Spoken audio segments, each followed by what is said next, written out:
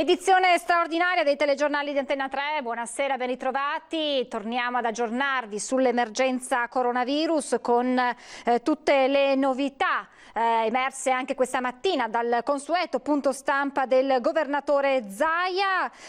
Io però vi darei, se riesco a posizionare la tabella, un attimo di pazienza che proviamo ad aprire la tabella con i dati aggiornati a questa mattina sui naturalmente i contagi, ma soprattutto i ricoveri, perché la fase emergenziale se in qualche modo è passata, però restano sempre sorvegliati speciali, diciamo così, i dati. Allora, uno sguardo rapido a quelli che sono i dati resi noti anche questa mattina proprio in conferenza stampa dal presidente Zaia.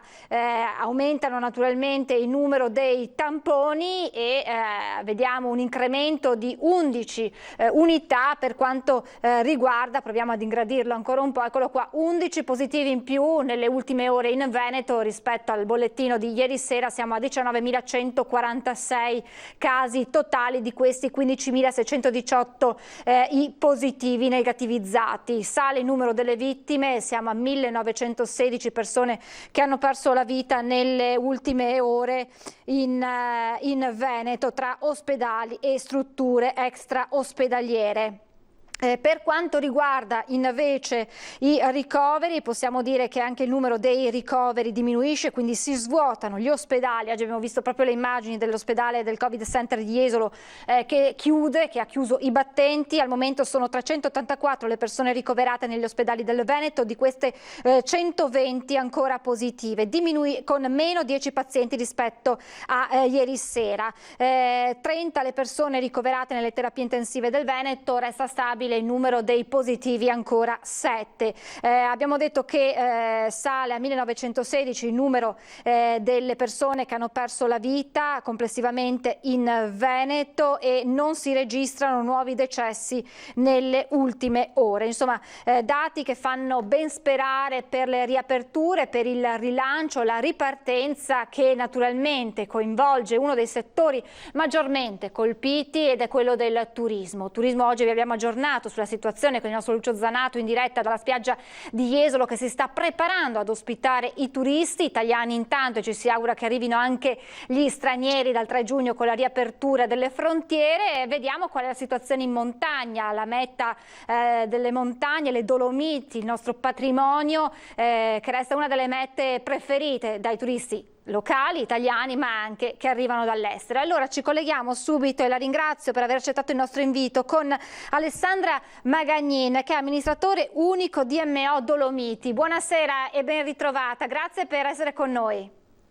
Buonasera e grazie dell'invito, che ho colto più che volentieri.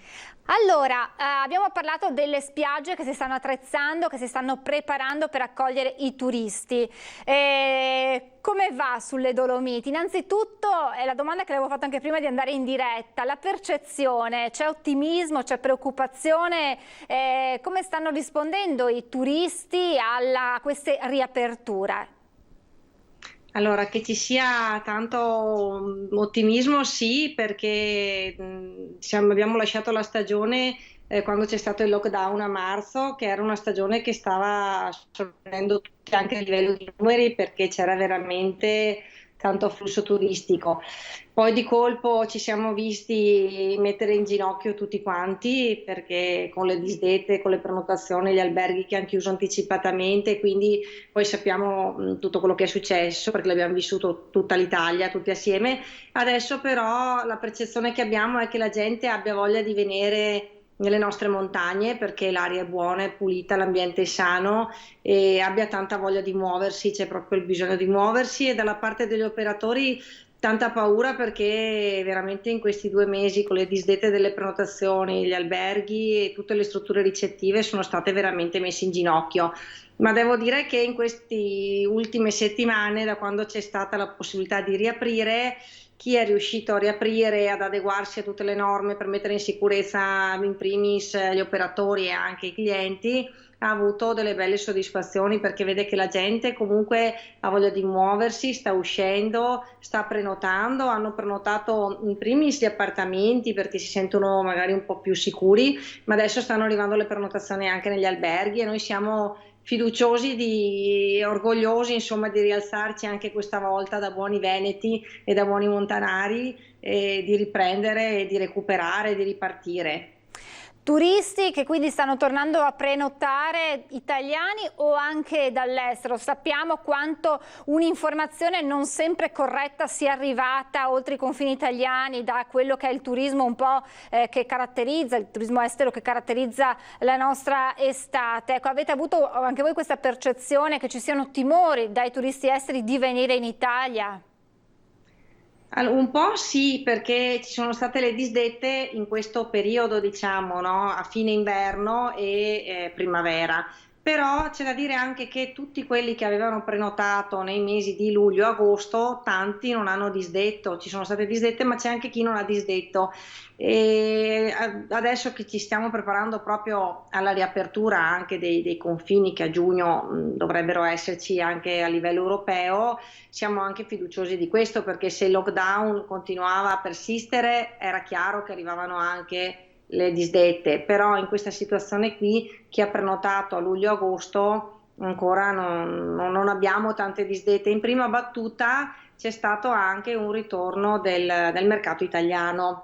Tanto è vero che noi punteremo tanto nella promozione in Italia anche quest'autunno perché in primis a livello regionale, perché sappiamo tutti che al momento ci si può spostare solo in regione, però da giugno in poi ci sono anche già prenotazioni anche a livello delle regioni limitrofe o di tutta Italia. Allora, tra poco parleremo dei vostri piani per l'autunno, per la stagione autunnale, quindi ci si augura in un post emergenza quando tutto sarà finito. Però tornando all'estate ormai alle porte, come ci si sta organizzando in montagna che, come aveva detto lei prima del collegamento, può essere una meta preferibile proprio perché offre grandi spazi, la possibilità di stare all'aria aperta e quindi di rispettare senza troppe fatiche quelle che sono le misure di sicurezza. Sì, noi tutte le strutture si stanno organizzando proprio con le nuove normative e ad esempio alcuni rifugi hanno già aperto, altri apriranno da metà giugno, gli alberghi lo stesso stanno valutando, sono ancora che stanno valutando le aperture perché adesso in alcuni alberghi della montagna la stagione comunque erano alberghi che rimanevano chiusi durante questo passaggio, ecco, in questi mesi qua. Però siamo fiduciosi perché tutti gli operatori si stanno attrezzando nel rispetto delle norme anche per lavorare e abbiamo appunto la fortuna che abbiamo spazi grandi, spazi anche solo il fatto di venire a camminare in montagna.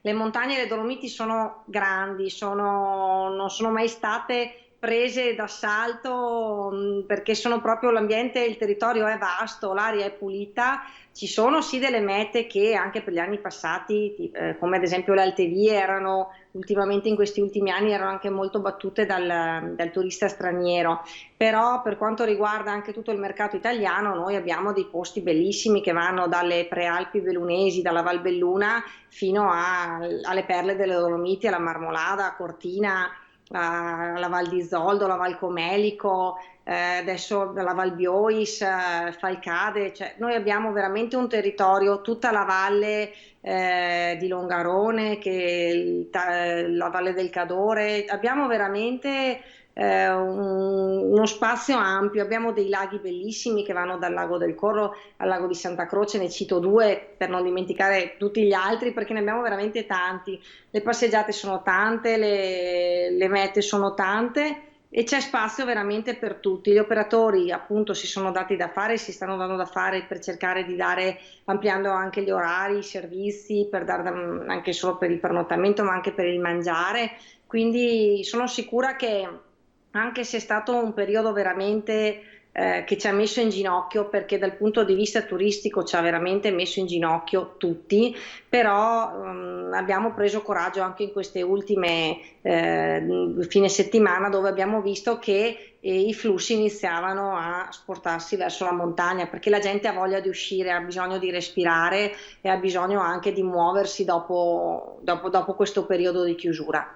Quindi avete già notato in qualche modo un turismo di prossimità che sta tornando, appena insomma c'è stata la possibilità con i provvedimenti sia del governo che regionali di spostarsi al di fuori del proprio comune, avete visto un ritorno insomma di quello che magari è un turismo di giornata, ma comunque c'è la voglia di riappropriarsi delle bellezze che si hanno la fortuna di avere fuori casa?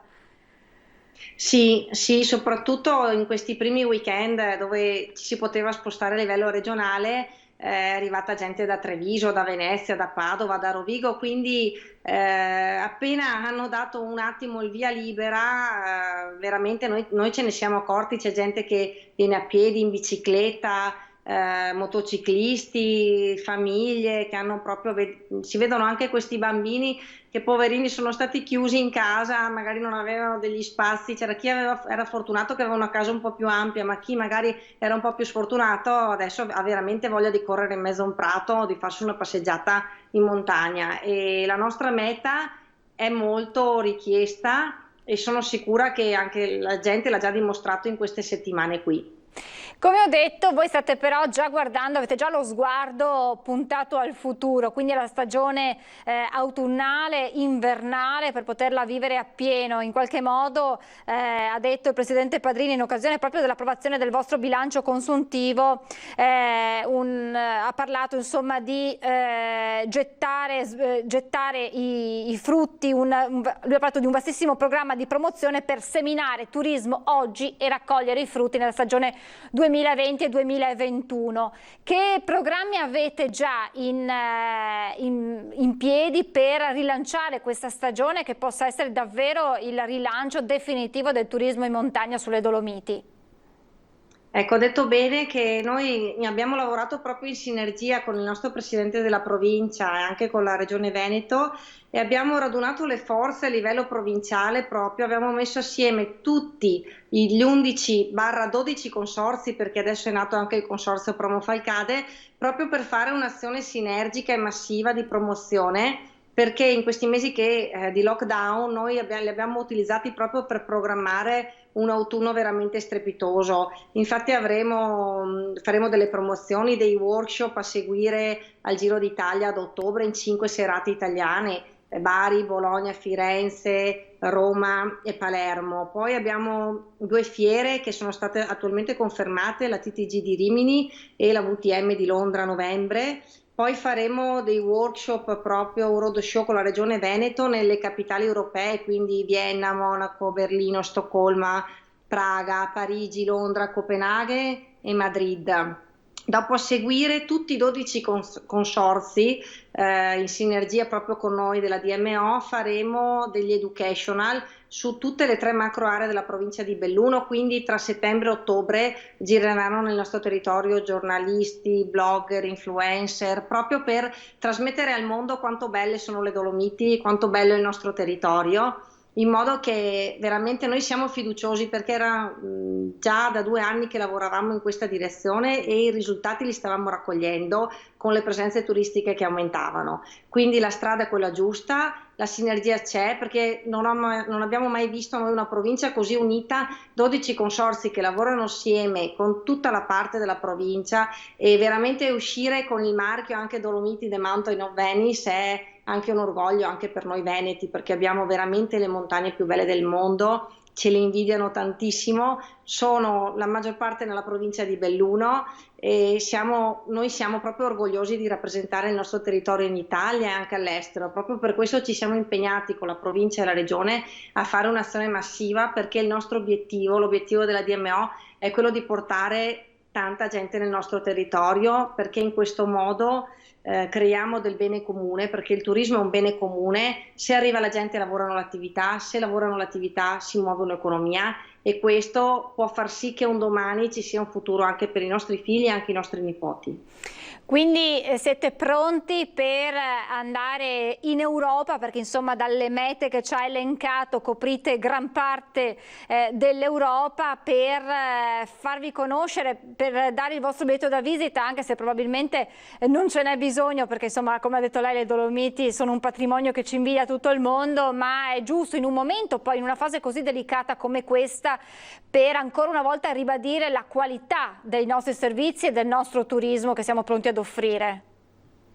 Sì, infatti noi veramente ci crediamo, ci abbiamo sempre creduto da subito, da quando abbiamo registrato anche questo marchio Dolomiti The Mountain of Venice, perché siamo proprio orgogliosi del nostro territorio. La nostra provincia è enorme e bellissima dal punto di vista proprio della bellezza.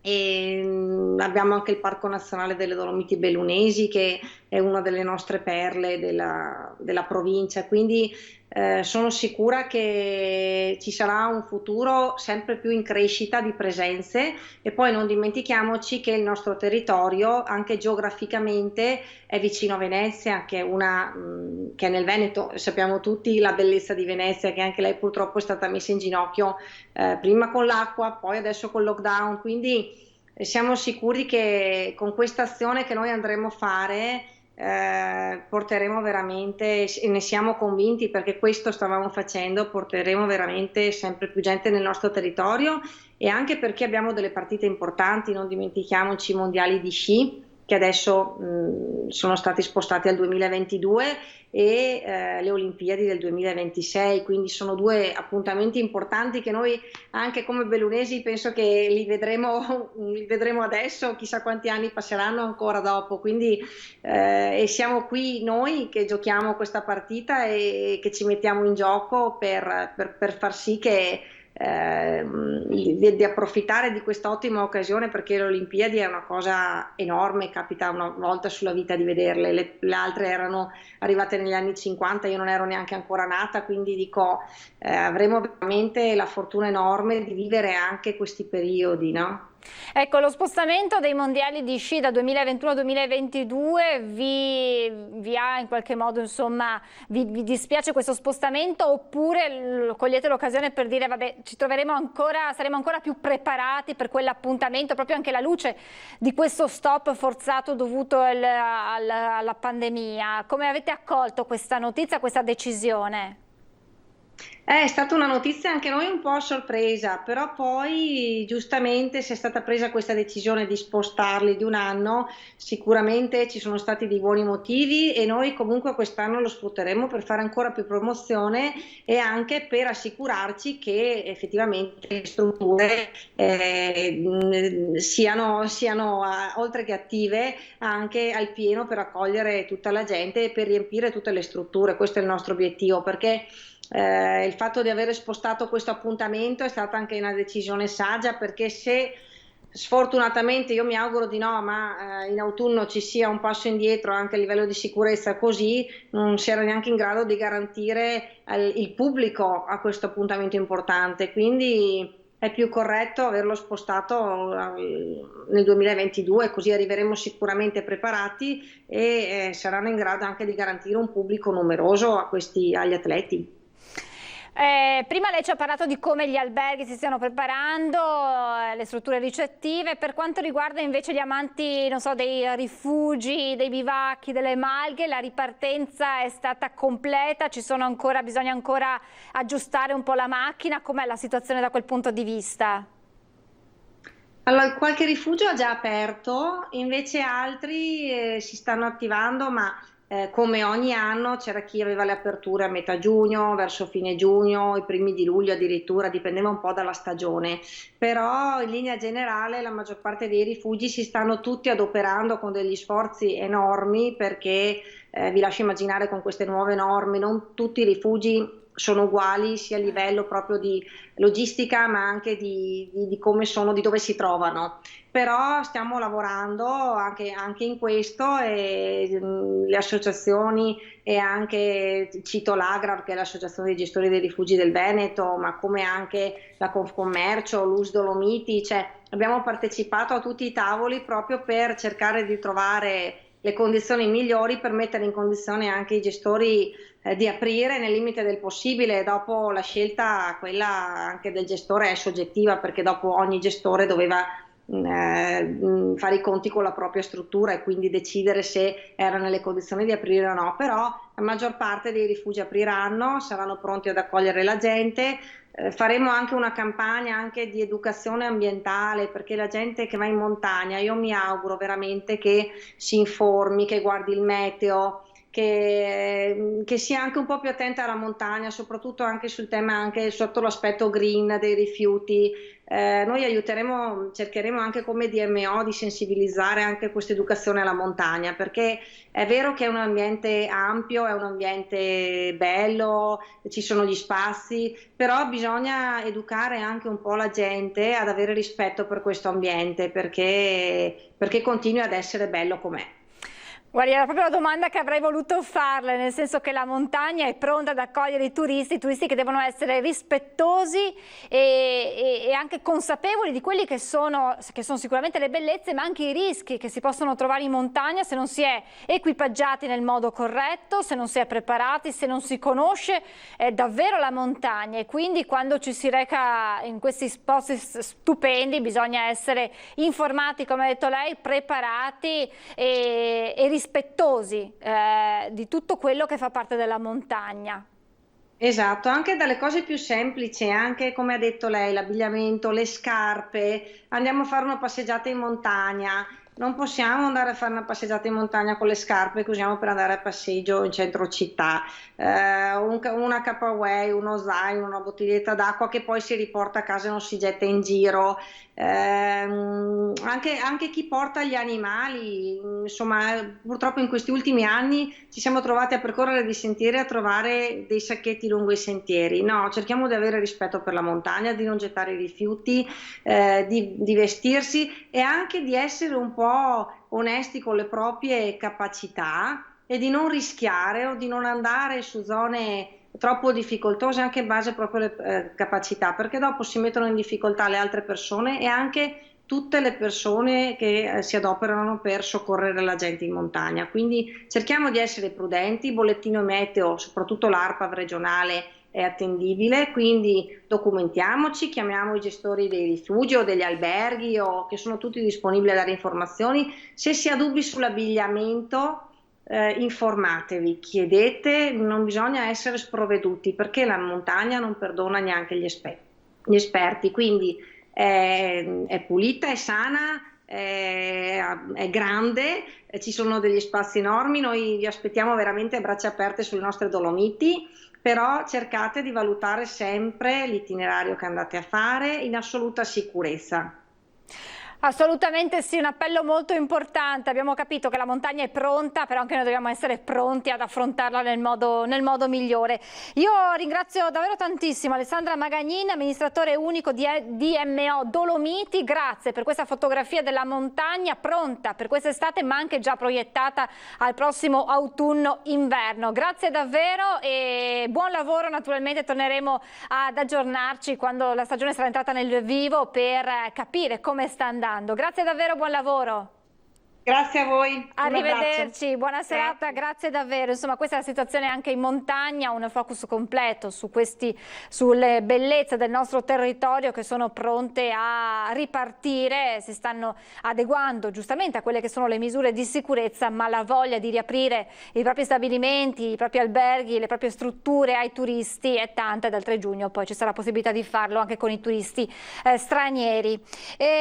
Intanto cresce il malumore, ma anche proprio del settore turistico, che in questi giorni abbiamo visto manifestare anche a Venezia, scesi in piazza con gli agenti di viaggio e oggi a Padova invece in piazza Remitani è sceso in piazza il popolo delle partite IVA, 200 tra artigiani, piccole imprese, agenti di viaggio appunto, ma anche gli operatori del mondo dello spettacolo ancora fermi in attesa di poter ricominciare e si dicono pronti allo sciopero fiscale.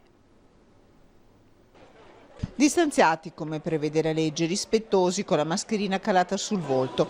Un popolo silenzioso di 200 partite IVA del movimento Agiamo Adesso ha invaso pacificamente piazza Ermitani a Padova. Non ce la fanno più dopo quasi 3 mesi di lockdown. Sono in piazza per sostenere tutte queste partite IVA e tutte le persone che hanno avuto delle grosse difficoltà in questo momento.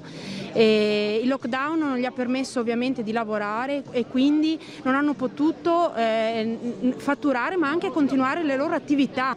Siamo in piazza oggi non tanto perché siamo colpiti da queste ristrettezze economiche, ma per solidarietà con tutte le altre categorie che sono state colpite e non hanno voce in questo momento. Tante promesse, ma di concreto assolutamente niente. Tra loro ci sono piccoli artigiani, c'è chi vive di musica, chi fa l'antiquario, ci sono molti agenti di viaggio con le valigie. Basta parole, serve concretezza. Questo governo ha reclutato 450 esperti, ma evidentemente nessuno di loro ha mai lavorato in vita sua e i provvedimenti che ha presi non li ha presi e i soldi non bisogna dirli, bisogna darli.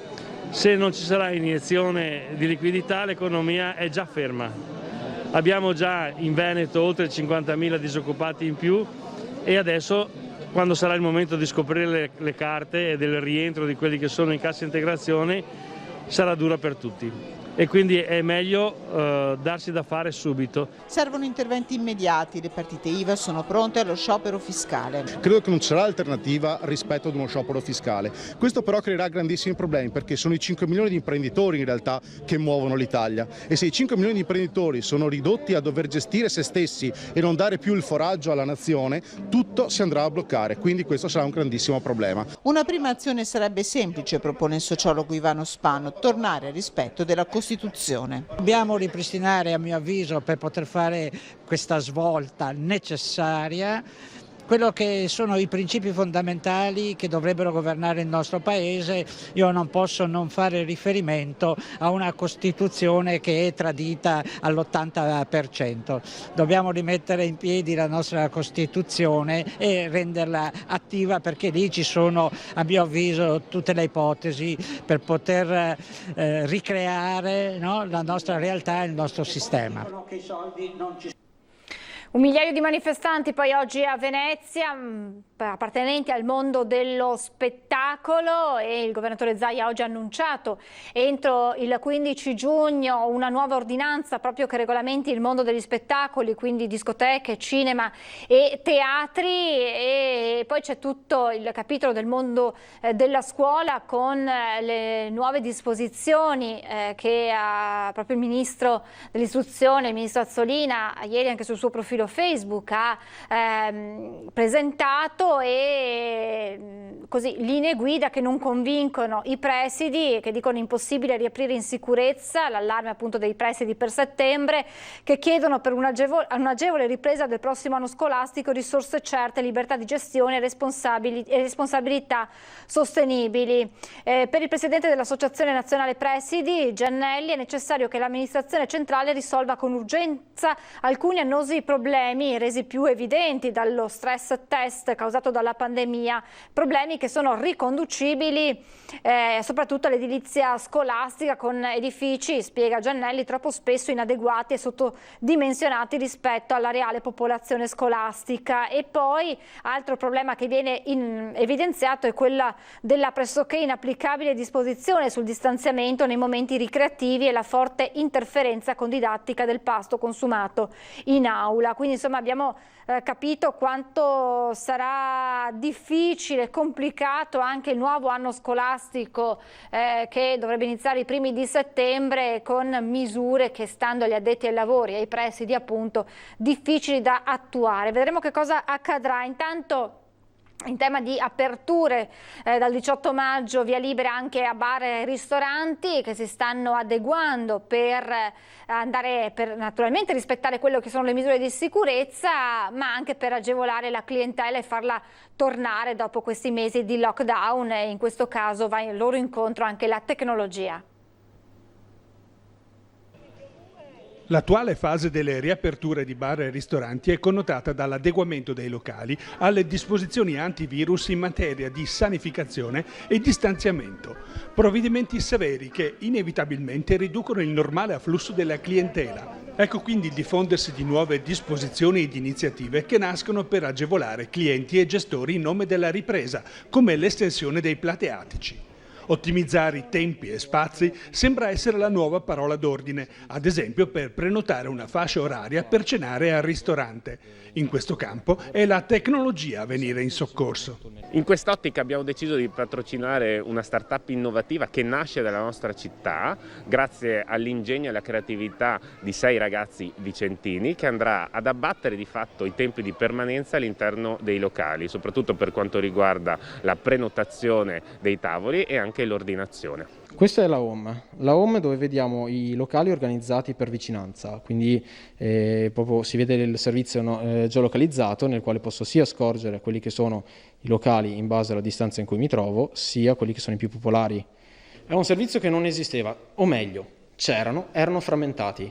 Quindi per il pubblico diciamo che il pubblico che voleva accedere a queste funzionalità doveva prima andare a visionare diverse applicazioni. Facciamo adesso la funzione di prenotare un tavolo, quindi vedo già quello che è la possibilità di scegliere già un orario o quante persone si recheranno al locale. Noi abbiamo voluto delocalizzare le tempistiche di consultazione del menù a quando il nostro utente è a casa, in modo che si possa recare al ristorante sapendo già cosa andare a mangiare, eventualmente avendo anche già ordinato e pagato dall'applicazione. Questo cosa comporta? Comporta una drastica riduzione delle tempistiche di permanenza all'interno del locale. Intanto arrivano alcune indicazioni dal mondo scientifico, la parola d'ordine è quella di non affidarsi al web per autodiagnosi spesse volte inesatte e pericolose, e quindi è proprio l'Istituto Superiore di Sanità a lanciare insomma questa sorta di appello, ovvero in un approfondimento che si chiama proprio allergie o Covid-19. Perché? Perché molte volte i sintomi delle allergie di questa stagione possono essere confusi con i sintomi del Covid. Allora, naso che cola, occhi arrossati, fiato corto, tosse, con la primavera possono appunto presentarsi o peggiorare alcuni sintomi tipici delle allergie respiratorie che potrebbero essere facilmente confusi con quelli del Covid. In questi casi è bene non affidarsi alla ricerca sul web, ma a contattare il proprio medico di base. A spiegarlo è appunto l'Istituto Superiore di Sanità, che spiega come a dover far sorgere dubbi che possa trattarsi di qualcosa di più grave sono 3 situazioni specifiche: se i sintomi insorgono in persone che non hanno mai sofferto di allergia respiratoria, se si è un paziente allergico e la terapia abituale non attenua il problema, oppure se ai sintomi soliti come asma, congiuntivite o rinite si dovesse aggiungere la febbre. Però insomma la cosa migliore da fare in questi casi è quella di contattare il proprio medico di base, che poi ci saprà anche indirizzare sul da farsi, ma non affidarsi insomma al dottor web, come viene chiamato. E a proposito di sanità, l'ULSS 2 con il direttore generale Francesco Benazzi commenta positivamente quelle che sono le nuove libertà introdotte con l'ultima ordinanza regionale, ma spiega quanto sia importante ancora l'utilizzo della mascherina nei luoghi chiusi. E poi proprio nella Marca trevigiana sono partiti i primi prelievi di plasma iperimmune per creare la grande banca del plasma regionale. Le nuove libertà previste dalla prossima settimana dall'ordinanza regionale vanno sfruttate, ma con il solito buonsenso predicato in questi mesi. Ben venga, dice il direttore generale dell'ULSS 2 Francesco Benazzi, anche la cancellazione dell'obbligo di utilizzo della mascherina all'esterno. Dobbiamo evitare di creare una popolazione di depressi per la chiusura della quarantena. Chiediamo solo ovviamente questa avvertenza a tutti, che è quella di mantenere la distanza di sicurezza e lavarsi le mani, quello è fondamentale.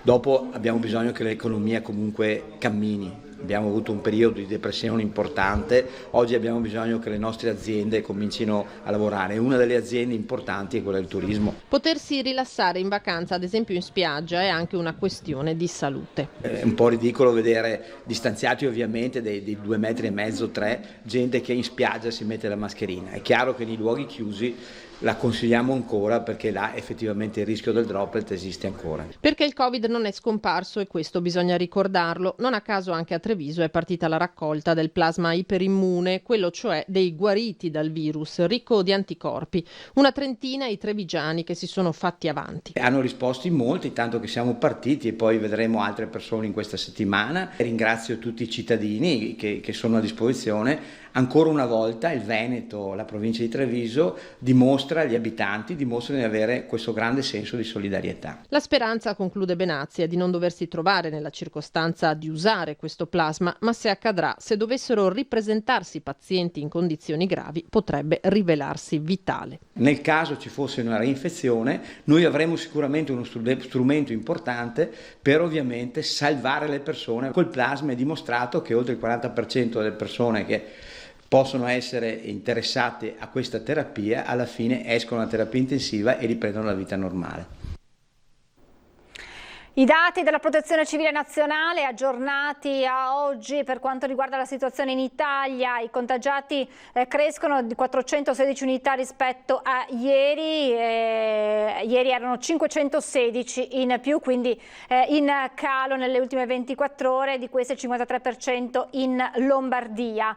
Le vittime risalgono, sono 111 in più rispetto a ieri quando erano 87 e ancora salgono i guariti, sono 2.789 in più di ieri, diminuiscono i pazienti nelle terapie intensive, attualmente 450, 25 in meno rispetto a ieri e diminuisce anche il numero dei malati che sono 2.484 in meno rispetto a ieri. Dati dunque che anche a livello nazionale continuano ad essere confortanti. Adesso ci fermiamo noi con questa edizione straordinaria, vi lasciamo come di consueto al Vangelo del sabato e poi alle 18:30 appuntamento con le nostre edizioni serali dei telegiornali di Antenna 3. Grazie per averci seguito e buon proseguimento di serata.